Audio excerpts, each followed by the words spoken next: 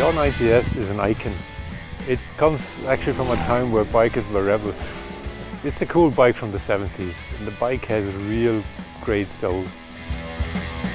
It was the first bike which had a designer working on it, and we decided to bring out this old jewel and recut it in a way that nobody expected from BMW Motorrad.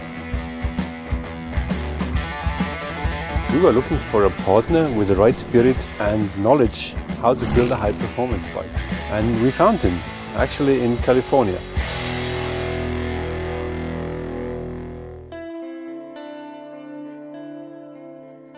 I grew up in Long Beach in Southern California, and I think that the culture I was surrounded with has a big influence on me today.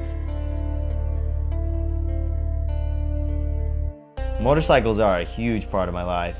It's really how I express who I am and what I'm about. It seems that no matter what I look at, it has an influence. And when BMW approached us to do the R90S homage project, I was really excited about it, but at the same time I was also very curious as to where we would start and where they wanted us to finish up. I mean, the biggest challenge was we needed to convince Roland Sands to build this bike for us. I thought of bringing over some sketches to him, but then we got to bring him a prototype of this bike. 1 week later we were there in California with a bike, and he just started doing burnouts in the yards, and then he came back and his eyes were just beaming, and that was it. It was just such a spectacular, crazy moment in this project. With what BMW has going on, it's like a whole new level of design, and we're looking at incredibly reliable bikes paired with beautiful function and form.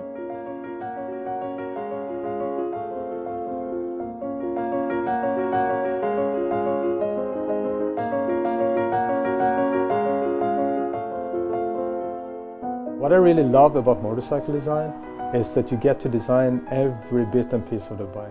But that's also the challenging bit, because you got to understand every piece and bit of the motorcycle. When you're working on a motor, you got to know what goes on inside of it, otherwise you can't really design it in an honest way. And that's the quality I see within my team.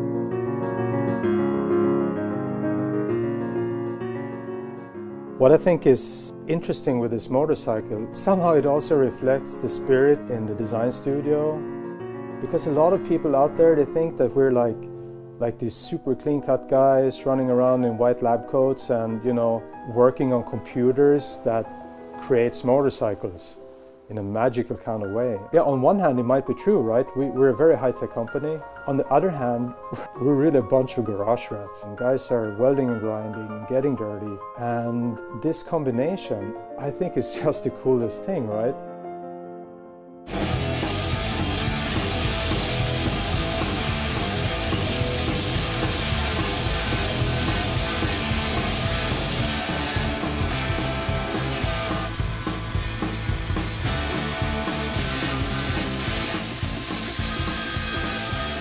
Yeah, hello. Hola, what's happening? Hey, Roland, you sent me a picture of the frame for the instruments. It's such a killer part. We got that part back, man, and it's perfect. Like, it's really lightweight. When people think about BMW, they usually think about precision and function, which is also correct. I mean, we're always at the cutting edge, pushing innovation. That's our thing. But this bike is a bit different. This bike is about heart and soul and garage spirit. This bike is all about emotion.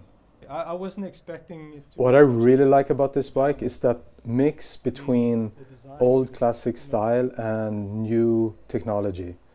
Like, the bodywork is very simple, very clean. It really captures that pureness of the R90S. And then we have all the technology where everything is just littered with the best parts you can get that really speaks high performance.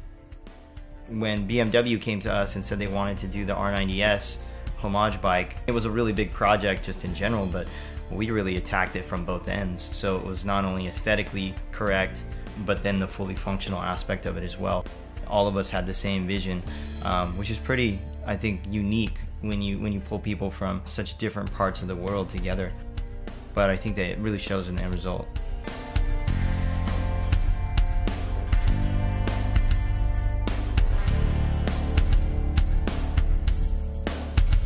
I think for me, a motorcycle is easily the purest execution of an idea, it's all exposed, you know? The engine's all out there.